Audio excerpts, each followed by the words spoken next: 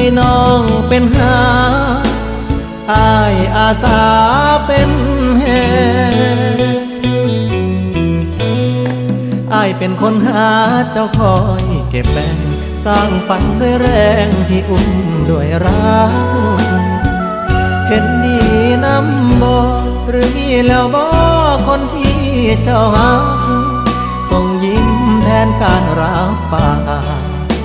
ก็ได้เด้อถ้าอายกันตกลงบ่นางถ้าอายแต่งตั้งเจ้าเป็นหวานใจขายความคิดนี้ฝากไว้เป็นการบ้านใจให้ลองช่วยฝันอย่าตัวกันเด้อถ้าน้องมีคนชายในฝันแต่ถ้าน้องเห็นงามตามนั้นเรามาสร้างฝันช่วยกันเด้อ